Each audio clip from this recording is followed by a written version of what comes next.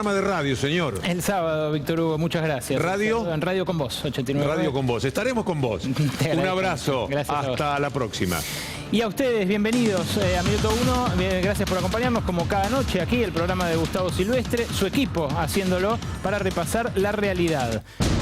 Hoy una realidad conflictiva, nuevamente, con una noticia de último momento, que es esta. Había amagues. La semana pasada los hubo luego del asado que convocó Luis Barrionuevo en Mar del Plata, pero hoy habló Juan Carlos Schmitt, uno de los tres triunviros, el hombre de Hugo Moyano en el triunvirato de la CGT unificada, el que esbozaba posiciones más combativas, pero no terminaba de romper con la conducción de la CGT y de alguna manera su colaboracionismo respecto de las políticas que viene desplegando el gobierno nacional. Bueno, Juan Carlos Schmitt hoy dijo: se acabó la confianza. No vamos a formar más parte de la mesa de diálogo oficial, de la mesa de diálogo convocada por el oficialismo. Se quebró la confianza, hay mucha tensión social y esto marca un quiebre, un antes y un después, en un contexto en el que además mañana vuelve a reunirse la máxima instancia directiva de la CGT después de aquel asado en Mar del Plata en lo de Luis Barrionuevo. Vamos a presentar ahora al resto del panel. Tenemos otras figuras de primerísimo nivel para el debate de esta noche en Minuto 1, pero primero le quiero pedir una opinión breve a Sergio Palazzo, titular de La Bancaria. Buenas noches, Palazzo. Buenas noches, ¿qué tal? Mañana, ¿qué es lo que hay? Mañana es una reunión del Consejo Directivo de la CGT. Los compañeros que lo integran seguramente continuarán el debate que hubo en Mar del Plata, que fue una reunión informal de la que yo tuve oportunidad de participar, y ahí con claridad se avanzaba sobre esta posibilidad de que la CGT se retirara del diálogo en función de que es el único sector que está yendo con la carga de ese diálogo, porque ni el Estado ni el sector empresario han cumplido hasta ahora, ¿no? No cumplieron con el bono en la mayoría de las actividades, no cumplieron con los despidos y tampoco en esa mesa de industria y producción, en donde claramente con la apertura de importaciones ha habido lejos una pérdida de puestos de trabajo importante. Se suspende el diálogo social porque se quebró la confianza. Así de tajante es la definición que hizo Juan Carlos Schmitt, titular del gremio de Dragado y Balizamiento, un gremio chico, pero a la vez referente de la Confederación Argentina de Trabajadores del Transporte. Los que le hicieron el único paro que hubo hasta ahora en la gestión de Mauricio Macri, un paro fuerte en medio de la tensa negociación que hubo por el impuesto a las ganancias. Esta es la realidad sindical, pero el hashtag con el que pedimos que nos acompañen hoy, este que tienen acá, Macri Papers, habla de la otra gran noticia del día. Una noticia que refiere a lo que les decía en el pase con Víctor Hugo.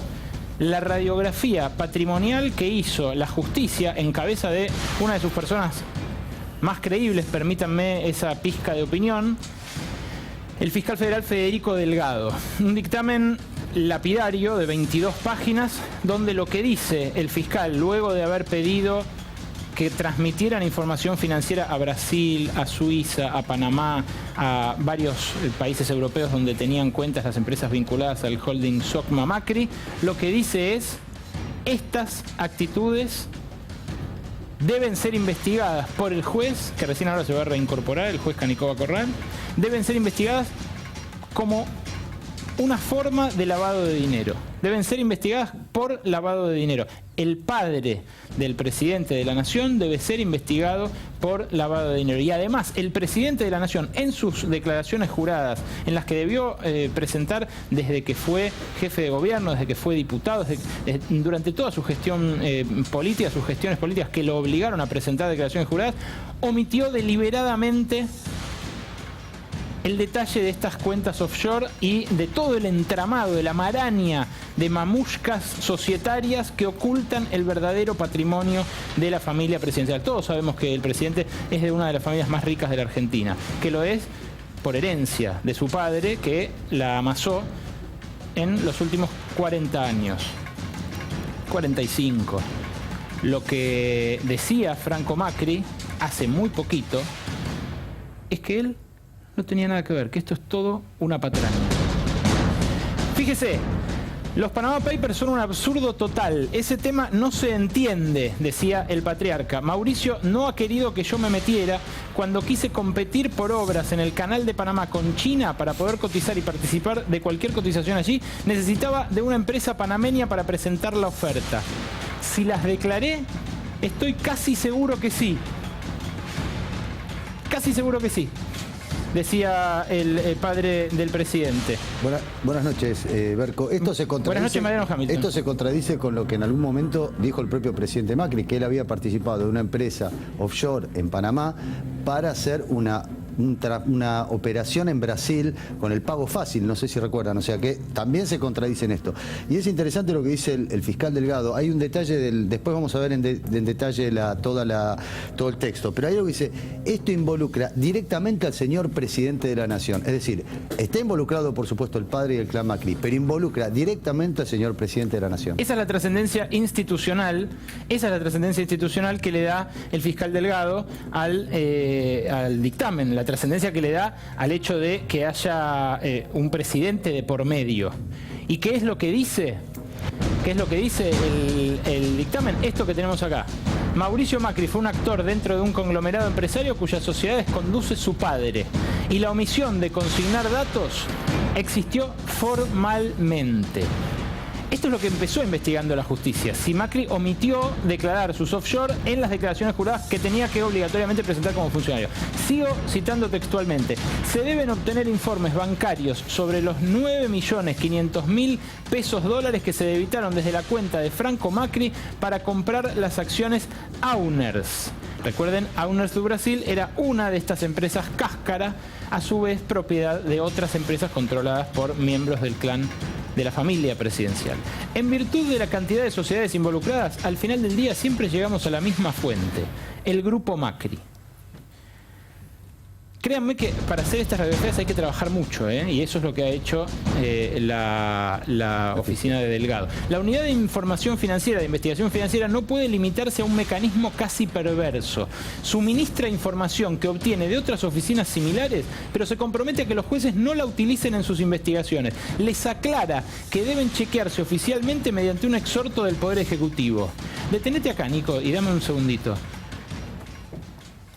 ¿Se entiende lo que hace la unidad antilavado del gobierno de Mauricio Macri? La unidad antilavado que copó el HSBC, el banco del cual a su vez proviene el ministro de la Producción, Francisco Pancho Cabrera. ¿Se entiende lo que hace?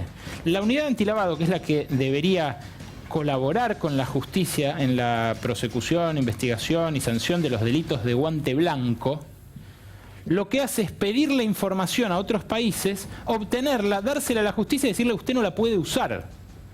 Estas pruebas no son incriminatorias. Y esto es parte del dictamen de Delgado hoy. Dice, esta unidad antilavado es un palo en la rueda, es una piedra en el zapato, es un obstáculo. Y dice algo más perverso todavía, que solamente el Poder Ejecutivo, es decir, el que está involucrado en la investigación es el que puede pedir los exhortos. Es mucho más perverso. Exhortos que nunca llegan, claro, en los casos en los que nunca se piden siquiera. Cuando los pide la Cancillería, así demoran y así es como obstaculizan también esta investigación. Pero sigue el dictamen, sigámoslo leyendo, acompáñenme. El conglomerado de empresas fue descubierto por el Consorcio Internacional de Periodistas y son susceptibles de investigación la omisión maliciosa y el lavado de dinero. Aquí tipifica, como tienen que hacer los fiscales cuando le elevan al juez la acusación, tipifican estos dos delitos, omisión maliciosa y lavado de dinero. Los dos, por supuesto, con inhabilitación para ejercer cargos públicos. Los acontecimientos que se desarrollaron a partir de la creación de FLEG, otra de las empresas, junto con Owners, otra de las empresas cáscara del Grupo Macri, evidentemente presentan los rasgos de lo que se conoce como lavado de dinero. Esta es la brasileña, Red Trading. Francisco Macri primero habría pagado una operación de compraventa de acciones entre dos sociedades, de las cuales una de ellas no existía al momento del pago. Dicha circunstancia refleja al menos una situación oscura o poco clara sobre la operación financiera investigada que involucra a las empresas Socma Americana S.A., Fleg Trading y Owners y al grupo Macri. Ese Francisco Macri no está mal tipeado. Alternativamente, el padre del presidente figura como Franco Macri o como Francisco Macri en los papeles de las sociedades offshore. Por eso también el fiscal Delgado dice atención a esta paronimia, atención a esto, a esta similitud, porque también puede ayudar a esconder patrimonio uno dentro del otro y a pretender que sean personas diferentes, sobre todo cuando se arman en países como los cuales estamos mencionando acá, países que ni siquiera preguntan de quién es el dinero, ni siquiera se detienen en hacer que las acciones sean nominativas. Ahora deben hacerlo por normativa internacional, pero durante todos los últimos años no tuvieron que hacerlo para nada. ¿Qué decía Macri, el presidente de la Nación, al respecto hace semanas? Lo siguiente.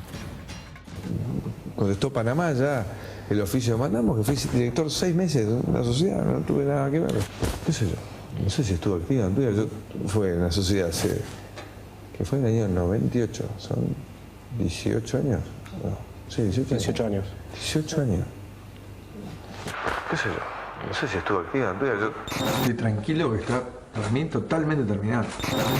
¿Qué sé yo? ¿Qué pasó? Si yo hice sociedades o no, en algún lugar o no, son cosas mías de mi vida privada. O sea. Claro, la vida privada de un hombre de Estado, del número 1 del Poder Ejecutivo. Ahora, no se le puede negar histrionismo al presidente, ¿no? Fíjese usted, para The Actors Studio, la cantidad de caras que puso para deslindar responsabilidad sobre el patrimonio de su familia es admirable, no le niegue eso por lo menos. ¿Qué decía Elisa Carrió, habitual denunciante de casos de este tipo, cuando estalló el caso Panama Papers? Lo siguiente.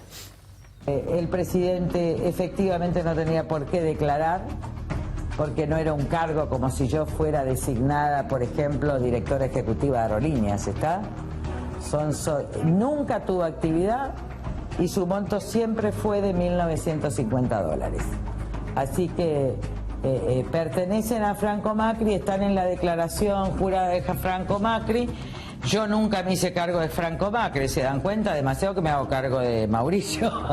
Pero con Franco Macri nunca tuve ninguna relación y la voy a tener en mi vida.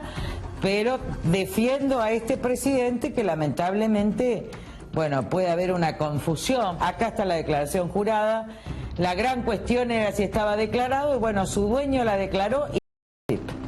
Y acá tengo la documentación que ustedes todos la pueden ver, porque yo no hubiera hablado si no hubiera tenido las pruebas de la FEP. Pero esto es lo real, están declaradas las cuentas respecto de esta investigación y la verdad es que el señor Mauricio Macri no tiene nada que ver. Pueden haberla engañado a Carrió. Eso no la exculpa de haber comprado, pero pueden haberle dado un papel fraguado. De hecho, ese papel que luego la diputada Elisa Carrió compartió con portales informativos, era un papel muy informal, un papel que listaba algunas de las empresas del Grupo Macri por las cuales supuestamente había declarado, cuyo patrimonio había declarado que integraba el señor Francisco Macri, pero evidentemente ese pudo haber alguna operación. El fiscal Delgado documentó que fueron al menos $9,5 millones. No, quizás para el Grupo Macri sea una moneda, para nosotros no es, para nadie en la Argentina, el 99,9% de los argentinos, $9,5 millones puede haber habido una operación. Evidentemente, Carrió, a partir de este dictamen, va a tener que volver a expedirse o a decir algo o a contarle a su electorado si mantiene esa confianza en el presidente que tan tajantemente declaraba en esa entrevista o no. Y es posible que no, porque en eso Carrió ha demostrado versatilidad y autonomía, que la tiene incluso dentro de la alianza gobernante. Habló también el fiscal Federico Delgado, además de las 22 páginas de dictamen que dejó, y decía lo siguiente.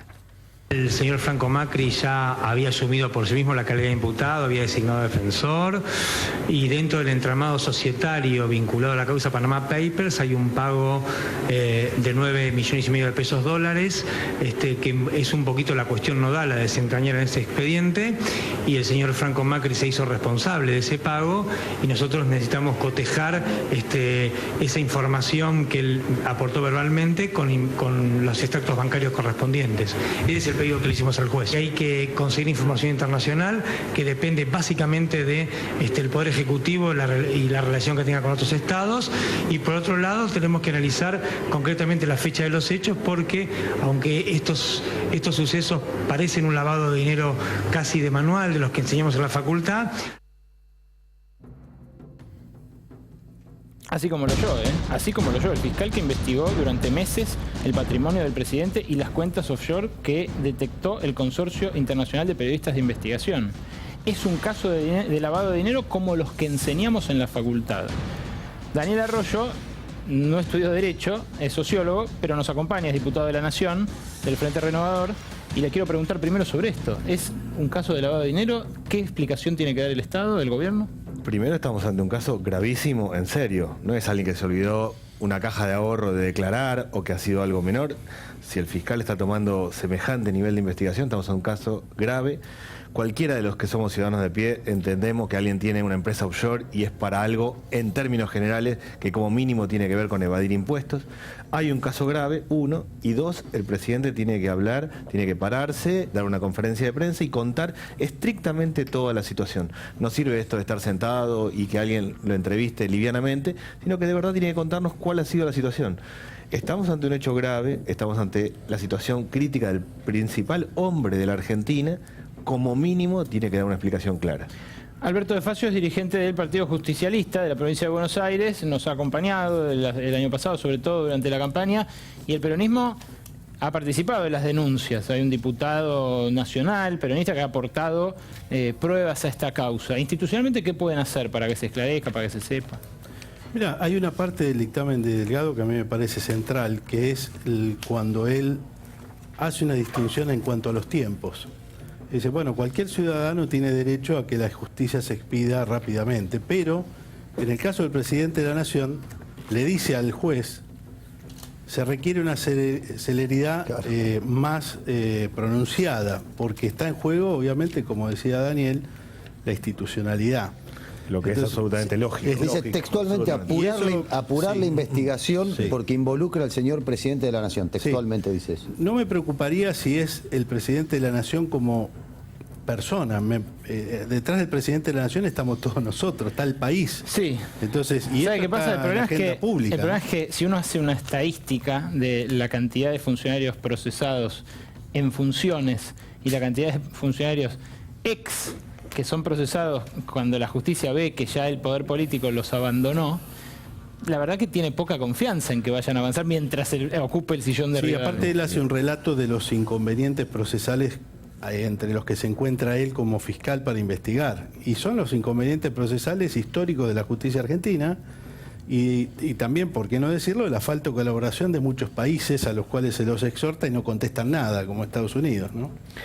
Yo lo que creo es que si uno, además, a ese listado le agrega la cantidad de intereses cruzados de funcionarios del gobierno que están en un área y que en realidad tienen empresas muy asociadas a ese área, se le hace una ensalada bastante complicada. Sí, hay por lo menos 8 funcionarios que figuran en los expedientes de Panama Papers. En los Panama Papers, pero desde el intendente de la Grindetti hasta... Claro, desde Grindetti, que era ministro de Hacienda porteño, hasta toda la familia del presidente, Gianfranco, Mariano, no es solo Franco Macri, son los hermanos del presidente, que dicho sea de paso, tienen un patrimonio declarado muy superior al del presidente.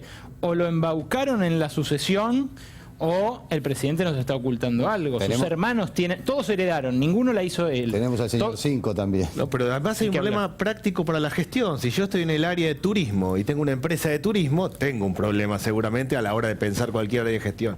Eso es muy común en el gobierno. No es una excepción, sino es algo común. Realmente debería revisar la estructura general de gobierno. El presidente tiene que contar qué es lo que pasa con los Panama Papers y tener funcionarios que tengan la camiseta del Estado y no que estén pensando en sus intereses particulares. Más que contar, demostrar, ¿no? Que todo esto es cristalino y está dentro de las reglas de transparencia. Ahora vamos a volver sobre el tema lavado de dinero, sobre el dictamen del fiscal Delgado, sobre el tema, no nos olvidamos, el tema Gustavo Arribas, el titular de la Agencia Federal de Investigación, la CIDE, la ex CIDE, cuyo titular aparece en el ojo de la tormenta de otro caso de corrupción internacional, que es el de Odebrecht, la empresa brasileña cuyo dueño, uno de los 3 hombres más poderosos de Brasil, está tras las rejas hace casi 2 años. Bueno, en ese caso está involucrado el jefe de la actual CIDE, Gustavo Arribas, y sobre eso vamos a volver en instantes. Pero no quiero dejar en el inicio y sin profundizar el gesto que me parece va a tener trascendencia y va a ser carrera periodística durante los próximos días, que es el portazo de la CGT.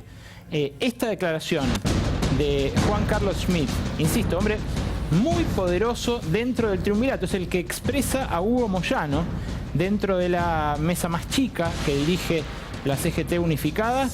Se suspende el diálogo social porque se quebró la confianza. Y no es en cualquier día, es en la víspera de una reunión del Consejo Directivo de la CGT que puede votar un paro, porque eso ya está votado en su momento por el Comité Confederal, que es como el Parlamento de la CGT. ¿Puede salir un paro de la reunión de mañana, Palazzo? No hay que descartarlo. Claramente lo que se discutió en Mar del Plata era endurecer posiciones respecto a lo que estaba pasando con los trabajadores, con los convenios colectivos, con el caso nuestro del tema de paritaria que pudimos exponerlo ahí, que interfiere el Estado y trata de no homologar. Ahora vamos a hablar de eso, un escándalo nacional. Un escándalo. Y creo que sí, que va camino a endurecer la posición, que no es que corrija, pero amplío, no es solo la posición del compañero Schmitt. Yo viniendo para acá estaba hablando con Carlos Acuña, con Daer, estuve en algunas comunicaciones telefónicas. Ajá. Primero para agradecerles por el apoyo que me han brindado en este conflicto de bancarios, que me han expresado su solidaridad, apoyo, y sé que están conteste con la posición del gremio. No ahora, ya antes me lo habían expresado, y justamente me decían lo mismo que Schmitt, que no tenía mucho sentido el diálogo cuando todo el peso y la responsabilidad ha caído sobre la espalda del movimiento obrero. Se comprometieron a un bono que la mayoría de las actividades no pagaron, se comprometieron a no despedir y despiden gente, y hay una apertura de importaciones que está haciendo caer fuertemente los puestos de trabajo y el cierre de las pymes. Claramente el movimiento obrero en esta mesa de diálogo no es escuchado en la medida en que debería ser, no es un diálogo muy equitativo. Y en la última reunión que mantuvieron les dieron un borrador sobre la flexibilización laboral. Además, no tengo el conocimiento preciso de que se lo han dado o no. Sí fue un tema que se discutió en Mar del Plata y en donde todos hemos planteado que si la reforma laboral que se pretende es volver a los 90 y flexibilización, seguramente el movimiento obrero va a contestar de un modo bastante duro esa posición. En esa reunión de Mar del Plata que convocó Barrio Nuevo y que sintomáticamente lo tuvo a él, que fue uno de los principales impulsores de Macri presidente, como un crítico de lo que está ocurriendo en términos de convenios colectivos de trabajo, me comentaron que hubo una frase que lanzó uno de los secretarios generales que fue: no podemos atar la historia de la CGT a este gobierno. Ese es el sentir general, que están rifando esa historia, que están quedando como los que acompañan un proceso de empobrecimiento de la sociedad. La mirada de esa reunión fue muy crítica, lo vuelvo a decir, respecto al gobierno, y también fue una mirada respecto a cuál debía ser la conducta de la CGT de aquí en adelante en función de lo que vos acabas de expresar y de lo que estaba pasando. Y de ahí surgió una posición, te diría, casi común de todos los que participamos ahí, que había que endurecer la posición con el gobierno, que estaba claro que hasta las cosas que tienen apoyo en el Senado las terminan sacando por decreto como un gesto de disciplinamiento en la política, en lo sindical. Como por ejemplo el tema de la ley de ART. Entonces, ahí lo que se estableció claramente fue una mirada crítica, inclusive el propio Luis Barrio Nuevo expresó su disgusto en materia del tema de los convenios colectivos que venían por los convenios colectivos, y porque tampoco han cumplido con algunas cosas que se comprometieron, inclusive vinculadas al tema de la seguridad social en materia de obra social.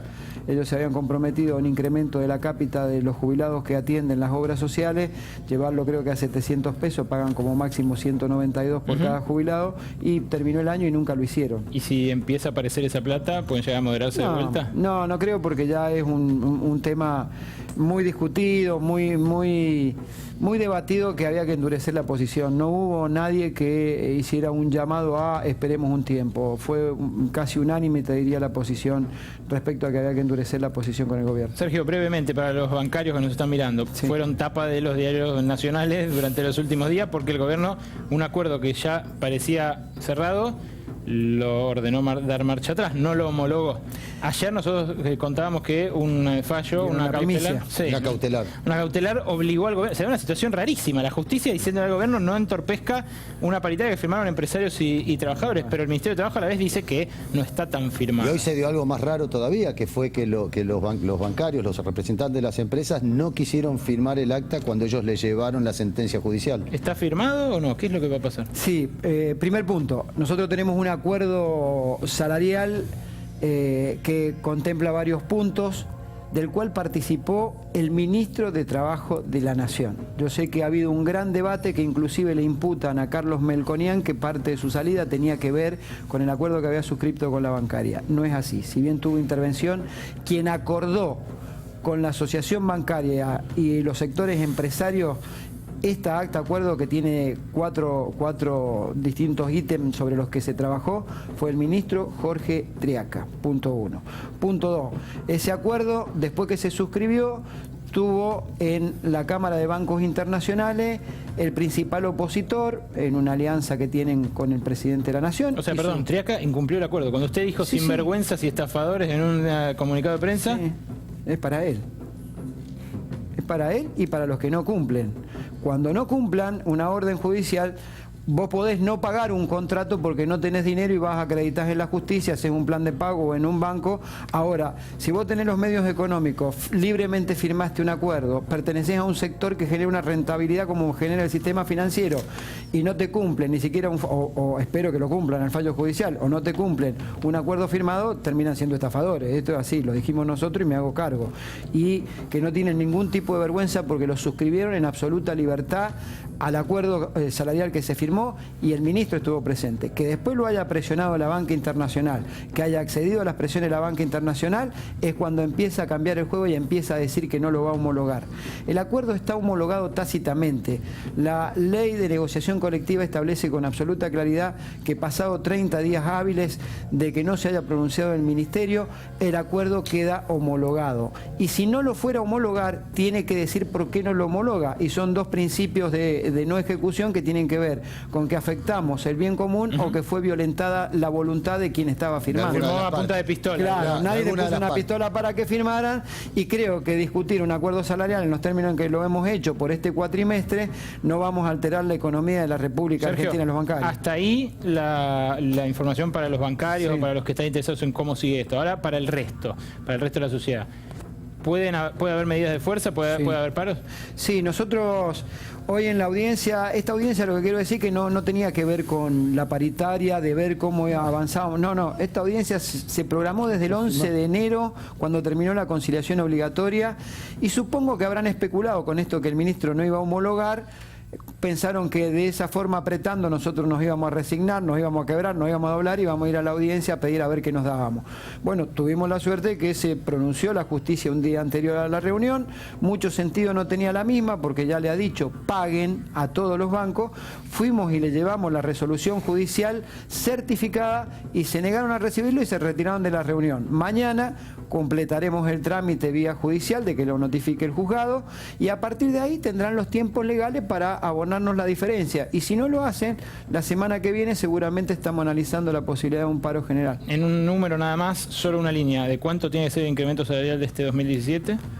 Yo creo que no están dadas las condiciones para que demos un número. Nosotros generalmente no lo damos por los medios, pero sí no es entre el 12 y el 17 que dice Sturzenegger ni lo que dice el presupuesto. Si tomás la referencia que en el mes de enero está midiendo 1,9 la mayoría de las consultoras privadas y que vas a tener un impacto fenomenal con el incremento de las tarifas en el mes de febrero y que va a rondar el 2%, a vos proyectar esa inflación ya te está dando el 24%. Sumale lo que perdiste el año pasado en aquellos sindicatos que no pudieron recuperar 30. Y estás en una discusión de un número que no es el que Sturzenegger quiere.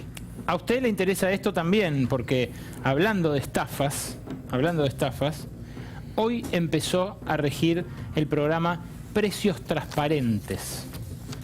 Transparentemente caros, podría decirse. Nosotros se lo anticipamos la semana pasada, les mostramos por qué, si bien había un engaño en el cuotas sin interés que promocionaron los supermercados, las casas de electrodomésticos durante los últimos años y que se hicieron parte de nuestra vida, que se hicieron parte de nuestra vida porque sin ellas no se podría haber accedido al consumo de muchos bienes durables, de muchos electrodomésticos, incluso de ropa o artículos para el hogar. Si bien eso escondía un interés oculto y que no era efectivamente transparente, lo que terminó haciendo la resolución que entró en vigencia hoy fue hacer más caros los precios financiados y no abaratar en nada o apenas abaratar marginalmente el precio para quien consuma al contado, o sea, en efectivo o con tarjeta de débito o tarjeta de crédito en un pago. No se lo estoy diciendo yo porque se lo dije antes y ahora le quiero decir, vio que tenía razón. Le trajimos los productos, porque los tenemos y porque es muy fácil esta verificación de comparar el sábado pasado con el día de hoy. Y los precios son los siguientes. Un lavarropas Drean automático, por ejemplo, lavarropas Drean automático que se promocionaba antes de la vigencia de esto, antes de la vigencia de este programa, a 7.699 pesos. Fíjense, se podía comprar en 12 cuotas fijas de 642. El total financiado daba lo mismo prácticamente que el contado, 7.704. Ahora, el contado es 7.299. Es verdad que bajó un poquito, bajó un 5%.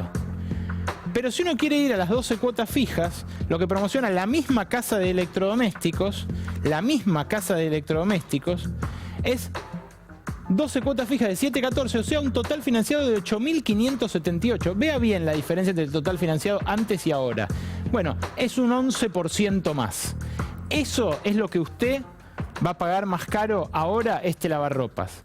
11% más caro, a menos que tenga los 7.300 al contado, o sea, sacar del bolsillo, a ver si traje cambio, 7.300 pesos, o pagarlo con tarjeta en un pago. Tenemos más casos. Sigamos repasando. Diferencias entre productos en la misma cadena el sábado y hoy.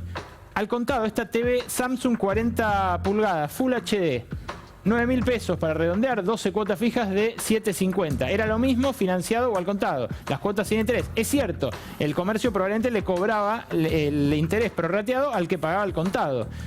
Pero ahora, esa misma tele financiada vale 10.396 pesos. O sea, el que la compró hoy pagó 15% más. Y bajó 180. Y para el que tenía el taca-taca, bajó 180 pesos. 2% menos al contado. Le queremos agradecer a Gustavo Facci, atención, alguien que nos colaboró, nos ayudó en recolectar sobre todo las capturas de pantalla, porque claro, todo esto vuela de internet apenas cambian los precios en las cadenas de electrodomésticos. Otro caso más, veamos, hay para todos los gustos. Heladera freezer gafa. Usted acá, claro, si tiene las 10 lucas vivas, como dicen en la City, la paga 2% menos. Pero si no, financiado, se va de 10.000, perdón, ahí está más mal puesta el número, es 10.080, es 10.800, perdón, es lo mismo que arriba. Se va de esos 10.800 a 12.438. O sea, un 15% extra. ¿Hace falta que siga? Nico? Sigo, hay otro más. Es así, o sea, todos los casos son así, salvo uno que baja el 9%. Ojo, lo que dice el gobierno es, se iba a desatar hoy una competencia feroz entre los bancos para ver quién cobraba más barata la financiación y ver de qué manera se hacían de los clientes, entonces iba a aparecer cada vez más competencia. Bueno, la solución de mercado. Por eso, para discutir sobre esto, trajimos a uno de nuestros habituales invitados que reivindica la acción del mercado en estos casos. Iván Carrino, buenas noches. Alejandro, ¿cómo te va? Muchas gracias. Avisá cuándo empieza la competencia, porque por ahora no empezó. No, mira, la verdad que este tema es un misterio hasta muchos economistas que nos hemos preguntado sobre esta situación. Pero vamos a ir por partes, porque la verdad es que por lo menos los datos que se conocieron en este primer día son los que vos acabas de mencionar. Ahora, yo recuerdo que hace una semana uno podía ir a un comercio a comprar algo y le decía, ¿tenés 12 cuotas sin interés? Sí, no, a ver, ¿qué tarjeta tenés? ¿Tenés esta? Bueno, te hago 6 cuotas. Con esta tenés 3, con esta tenés 12. También tenés ahora 12. Entonces, ya existía esto de que había diferentes bancos y tarjetas compitiendo para ver si te doy 12, sí, 13, etcétera. Entonces, ya me parece que el gobierno vio algo raro ahí. Dijo, no hay competencia. No, había, digamos, me parece que había. Había libre mercado. Bueno, sí, lo que pasa es que había un artículo de una ley, de la ley de tarjeta de crédito, que decía que no se podía cobrar diferente el precio de contado que el precio de pago con tarjeta. Lo que hace el gobierno ahora es decir, ojo que eso solo cuenta para pagos de contado o un pago. Es decir, voy con 1.000 pesos o voy con la tarjeta de crédito a un pago. Eso es lo que dice el gobierno. Esa es la única no diferenciación que tiene que haber. Y después hicieron una nueva, digamos, la nueva disposición dice que tiene que haber diferencias entre el precio de contado y el precio financiero. Yo digo, si vos querías transparentar o resolver esta cuestión, lo mejor era decir libre mercado. Tarjetas, comercios, consumidores, hagan lo que prefieran. Es más, terminemos con la ley de tarjeta de crédito. La ley 25.065. Vos te la pones a leer y te dice, una tarjeta de crédito es un plástico de tantos tipos. Digo, por favor, ¿realmente tenemos que tener leyes para explicarnos qué es una tarjeta de crédito? Entonces, es eso. Vamos a ver igual cómo sigue la cosa. Me parece que hay un poco de estamos probando a ver qué hacemos las empresas. Estamos probando, le subimos el 20%. Claro, bueno, ahí para dice, probar. Espera, históricamente nunca bajamos después. Una cosa, ahí dice sube hasta el 70, bueno, las que vimos son del 19, 15, etcétera. Pero porque lo último que te quería decir es, finalmente vos tenías a los consumidores. Porque es verdad lo que vos decías, Alejandro, que... Ahora te ponemos una de las del 70, preparada mientras. Dale. Si yo te voy a financiar 12 cuotas, digo, evidentemente te voy a cobrar. Encima con un país con la inflación que tiene este país, digamos, no puede ser que sea... Era muy raro que fuera el mismo precio de contado. No, de acuerdo. Nadie suponía lo contrario. O sea, evidentemente estabas pagando el costo ahí adentro de ese precio. Eso. Pero a la vez tenías a los consumidores ya pagando esos precios de contado. Es decir, estaban dispuestos a pagar esos precios de contado. Entonces, ¿para qué le vas a bajar el precio? Entonces, es verdad que la competencia debería tender a bajarlo, por ahí habría interés de un comercio y decir, che, te hago el descuento de contado. Pero digo, no creo que ello no existiera. A ver, Facio, que está tan meditabundo sobre esto, ¿qué le parece? No, ¿a quién se le ocurren estas cosas? Es gente que evidentemente nunca fue a comprar un negocio. Bueno, quizás sí en Boston, porque al que se le ocurrió es a Mike Brown, el PhD en Harvard. Gente que evidentemente tiene la guita, va, la compra de contado, nunca usa la tarjeta o la usa otro la tarjeta. Es una idea genial, aumentaron los precios de los productos financiados. Ojo, hay algo que sí es genial, que es que esto en la inflación no sale, porque lo que se cuenta en el índice de precios es el precio de contado. Y no va a saltar. Entonces, el 20%. No va a saltar el 20%, hasta quizás los ayude a bajar ese 2%. Ese 5 que en algún caso bajó. ¿Arroyo? No, a ver, yo creo que no hay ningún misterio. La lógica del sector privado argentino es, si hay pocos consumidores, vamos a subir los precios para tratar de sacar la mayor ganancia a los pocos que podemos venderlo. Eso es lo que marca la historia argentina. El gobierno de verdad está pifiado, de verdad. Lo que dice Smith tiene razón, hay mucha tensión social. Están jugando con fuego, están aumentando todo, está aumentando la nafta, están aumentando los servicios, aumentan los precios ahora con las cuotas. Peajes. Aumentan los peajes. Están jugando con fuego de verdad. Y creer que el mercado acomoda esto, si alguien lo cree en serio, verdaderamente, Carrino lo cree. Porque a mí me llama la atención. Ahora me habla del sector. Objetivamente, la situación ha empeorado. Los mismos que dicen, el sector privado argentino hace esto, después te defienden al sector privado argentino contra las importaciones porque el empleo argentino. Digo, pongámonos de acuerdo. Muy simple. La situación empeoró claramente. Empeoró para los que... Es otro debate, pero lo que quería puntualizar... No, es otro debate. Digo, las cosas salen más caras, eso es objetivo. Pero no porque el sector privado sea malo y suba los precios, digamos, porque hay inflación. Bueno, digamos que es por el Espíritu Santo. Aumentaron claramente los precios. Los que tienen trabajo, las paritarias les quedaron debajo y perdieron. Los que hacen changas perdieron muchísimo porque se ponen a changa. Los que tienen planes sociales alcanzan menos la plata porque la inflación es alimentos alta. Eso es objetivo. En ese contexto, ponerte a jugar con los aumentos y ponerte a jugar con las cuotas suena poco razonable. Por eso, el tema de cuotas, toda esta idea de precios transparentes, creo que he dejado sentada a mi posición, me parece un misterio. No me parece la mejor idea, me parece que lo mejor era decir, desregulemos y corramos las trabas. ¿Y cuál es la buena idea económica que tiene el gobierno? Ya que queremos discutir los números de la economía, me parece que hay, si bien fue un año duro de sinceramiento del 2016, me parece que hoy tenemos datos alentadores. Por ejemplo, hablábamos de empleo, ¿no? Y es verdad que en junio de 2016 vos tenías una caída del sector privado formal de 100.000 empleos, más o menos, ¿sí? Ahora, de julio a hoy hubo un crecimiento de 60.000. Pero se explica por los crecieron los monotributistas. Este es el sector privado formal, ¿sí? Alrededor de 6 millones de trabajadores que lo revela el Creció Ministerio la de Trabajo. anotación de los monotributistas, pues lo que están buscando es incorporarse a la asignación universal por hijo. Otro dato. No hay que autoengañarse Otro con dato, los datos. Y para volver al tema del mercado. Sí, por supuesto que defiendo la economía de mercado y la economía libre. Y te voy a dar dos datos contundentes de por qué tenemos que ir hacia una economía de mercado. Tuvimos, por los últimos 4 años, de 2002 a 2015, exportaciones que caían. Cayeron 5% en 2002 y 17% en 2015. ¿Qué había ahí? Cepo cambiario y retenciones expropiatorias. Pero perdón, déjame cerrar la idea. Eso es antimercado. Eliminaste el cepo y las retenciones y las exportaciones subieron en el 2016 en dólares 1.7%. Nada. Es modesto. Nada. Abajo, Pero venías venías de 5 años de caída. Estás 10 veces peor en la balanza comercial. ¿Y cuánto crecieron las importaciones? Claro, alrededor de 7, pero caíste. Bueno, eso es recesión, Iván. Pero, es el pero ABC yo de te la, digo de que la- no, de la pero te política digo, recesiva. mirá esa medida, el efecto que tuvo en las exportaciones. Creciste por primera vez en 5 años. Palazzo, la oferta y la demanda en el trabajo. Porque es el intento de transparentar, de decir, saquemos, corrámonos en la conformación de los precios, en las cuotas, ¿no tiene un correlato también que es flexibilicemos el trabajo?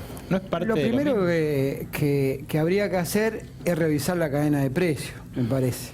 Si vos vas a un supermercado y de lunes a domingo tenés el 20 y tanto % de descuento, hoy con una tarjeta, mañana con la otra, quiere decir que tenés un 20 y tanto % Sí. de más. Entonces lo primero Eso que es tenés que aparte hacer y eso no lo es hicieron. sincerar los Eso precios. es aparte y no lo hicieron. Pero los Primero bancos, que es controlar. lo que usted conoce Sí. de adentro, ¿van a competir? ¿Va a haber bancos peleándose por los clientes, ofreciendo cada vez más barato la tasa de interés? ¿O van a cobrar el costo financiero total que se veía en estas promociones, que son 50%? Los bancos, como siempre, van a tratar de ganar y obtener la mayor rentabilidad posible. Eso ha sido históricamente así. Yo no creo que porque hagan una discriminación del precio en función de las cuotas de la tarjeta, los bancos vayan a competir y a bajar. Ustedes saben bien cómo es esto. Hay el 80% del negocio financiero lo manejan entre 10, 12 bancos en la Argentina y basta que se levanten el teléfono, se pongan de acuerdo y todo el mundo sabe cuál es la tasa que van a cobrar. Esto es ilusorio lo que está haciendo en esta materia el No gobierno. estoy equivocado, las tarjetas son propiedad de los 15 bancos que más Por tarjetas supuesto. emitidas tienen. Por supuesto. Carrino niega con la cabeza lo que usted recién hiciste. Puede un ser, gesto él tiene una negativo.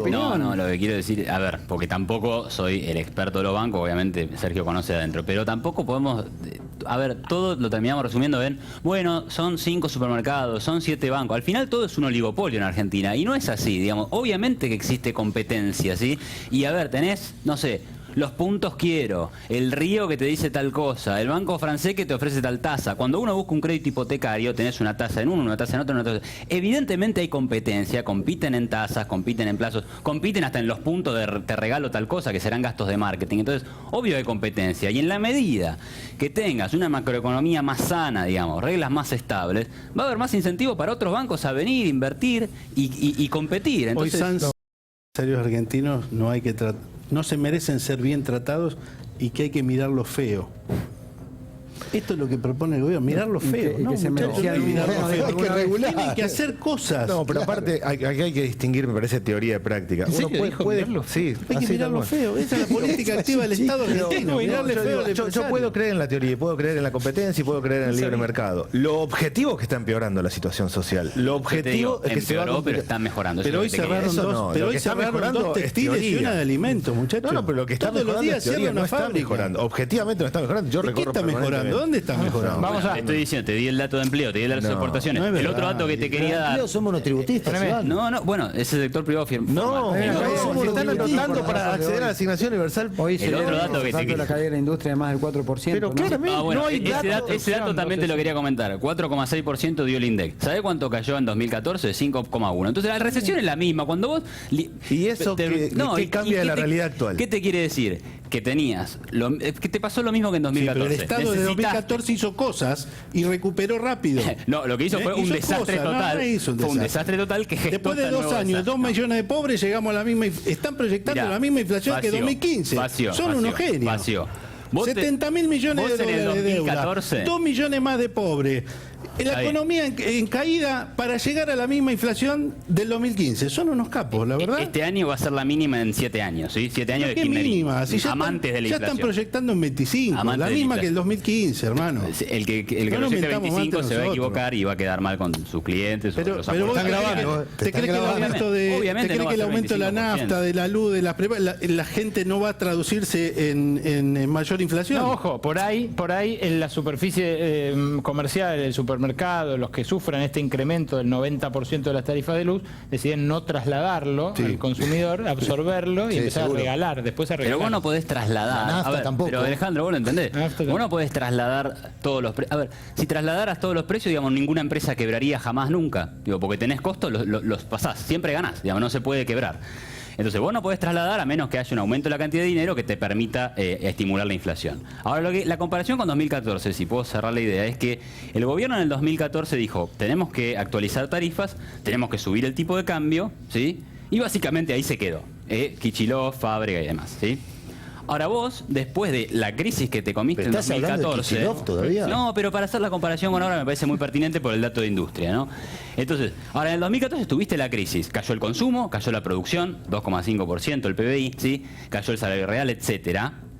Pero seguías con cepo, seguías con un gobierno amante del déficit fiscal y de la emisión monetaria, y amante de los controles, Pero y no te amante de la subía la luz, expropiación. el gas, los teléfonos, el agua, sí la subió. prepaga, no te subía nada de Sí todo subió, eso. pero no te subía. la luz, el gas y el No te agua lo subían subieron. 400%. Pero subieron y pero tuvieron son las su mismas impacto. familias. El que cayó en el 2014 ahora está cayendo en el 2016. Son las mismas familias. Pero pará, porque eso es lo que te quería decir. El que 2016, se el van 2016 complicando ya cerró. Sí, la pero- crisis fue menor, pero ahora tenés pero pará, la ahora- familia pero que déjame- empeoró en el pero 2014 te lo cierro y ahora- volvió a empeorar en el te lo cierro y 2016. ahora te escucho. ¿Cuál es Está bien. qué beneficio tiene de Pero comparar uno con otro si va empeorando? Eso es lo que te quiero cerrar.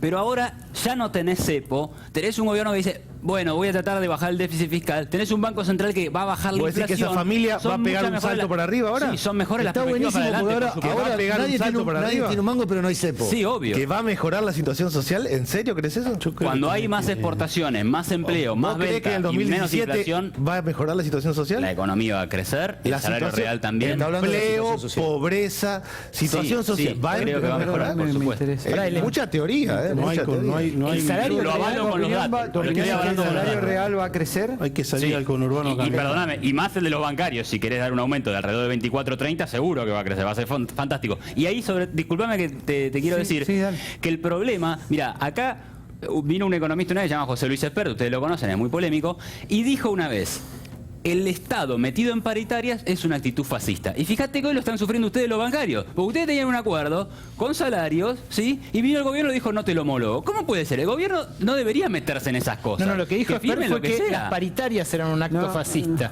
Que No, los el gremios gobierno se metido imponían en paritarias. No, las paritarias. Que los gremios se imponían en un acto fascista a la voluntad de los empresarios y del mercado. Eso es muy diferente. No es en mi la lectura, paritaria yo lo he en sí- leído varias veces y su Iván, dictum es este, el yo gobierno estaba- metido en Yo paritarias. estaba acá, papi. Yo estaba acá. Por ahí después lo aclaró. Ahí después lo aclaró. A Esper me Él lo lo he que fumado. quiere es que no haya paritaria y que los empresarios den lo que pueden. Claro, Bueno, igual es un personaje de comedia, es otra cosa. Acá de lo que estamos hablando es de paritarias donde el Estado oficia de árbitro. Es como si el árbitro se pusiera a patear nosotros para uno tenemos de un los árbitro, árbitros. no, esto es como Triaca, representando al Estado en la paritaria de la bancaria, para los que tenemos algunos años, como William Buch en Titán en el Ring, más o menos, porque claramente está con los malos. en Esto decía, mira, Iván, esto decía Qué rápido. tu amigo. Impresionante. Se lo encontraron rápido. Sí, Este pero el busquemos mejor- tweets, es la está mejor, aclarado el tema. No, en tweets nada. Esto es lo que dijo textualmente. Aclarado, Es la Y mejor producción que hay. Esta es la mejor producción de los últimos 50 años. Telam Hablando de 2000, eso, Telam 2015. Te lo pongo, disculpame, te lo Permitidme discuto. discrepar con respecto al tema del Telando. crecimiento del salario. Ya el año pasado este mismo gobierno anunció una inflación entre el 20 y 25 y terminamos en una del 41, medida por el propio gobierno de la ciudad. Sí. Y hasta ahora lo Tenés que razón. tenemos a la vista es una paritaria al 18 y servicios públicos hasta el 148, lo cual... señores, Iván, perdóname, los tengo que cortar. Vamos a ir a una tanda, no sin antes repasar, porque hoy fue el día en el que también, además del día en el que le pusimos el que en paz descanse a las cuotas sin interés, hoy también empieza a regir el tarifazo eléctrico que anunció ayer el ministro Juan José Aranguren. Y nuestro amigo Mariano Hamilton tuvo el buen tino de recordar una frase y declaraciones que había hecho Aranguren respecto de las tarifas y la gente más pobre. Mariano. Sí, fue en campaña, en octubre del 2015, Aranguren cuando se presentó en CACHA, que es la Asociación de Hidrocarburos y... Secha. Secha. Aranguren, si gana Macri, la luz será gratis para los hogares pobres. Él se refería a la tarifa social. Decía en aquel momento, octubre del 2017, que los pobres... 2015, perdón, sí. Los pobres no iban a pagar absolutamente nada en caso de que ganara Macri. Ayer hubo un aumento en la tarifa social. La tarifa social pasó de 37 pesos a 97 pesos. Así que otro aumento más que se acaba de dar a la tarifa social. Otra promesa de campaña no cumplida. Y hablando de eso, tenemos también nuestra sección, una sección que adora nuestro conductor, el Gato Silvestre, el tuit que te condena. Tenemos tuits sobre tarifas de actuales miembros del Gabinete Nacional que vamos a ver de qué fechas son. Tu tuit te condena de la vicepresidenta, ni más ni menos Gabriela Michetti. No hay que subir tarifas, hay que favorecer a la gente más humilde que paga muy caro los servicios. Esto dijo en 2015, tenemos la fecha ahí. Noviembre del 2015. De 2015 decía esto Gabriela Michetti. Pero no era la única, también el actual ministro del Interior, Rogelio Frigerio, creo que se refería a esto. Sí, ahí está. Ojo, uno de los economistas lúcidos que le quedan al gobierno, no sé cuánto durará, de los negociadores políticos. Aumentan las tarifas de los servicios, aumenta el precio del gas en Boca de Pozo, se reabre el canje de deuda. ¿Renuncia Kicillof? Qué apropiado, ¿no? 29 de noviembre del 12. Claro, fíjate, ahora el canje de deuda ya está archivado, nos estamos endeudando y lo de los servicios y lo demás, bueno, no le pida la renuncia de Duhovne porque acaba de asumir. No. La verdad que démosle... Tal vez por eso se fue Pratgay. Claro, démosle un changüí. Nos vamos a la tanda. Escuche con quién nos vamos a la tanda. Con el más grande de los humoristas argentinos, Diego Capusotto. Esto nos lo pasó nuestro amigo Agis, lo dedicamos a él que está mirando. Consumo y un Capusotto que preveía a la Nostradamus la muerte de las cuotas sin interés.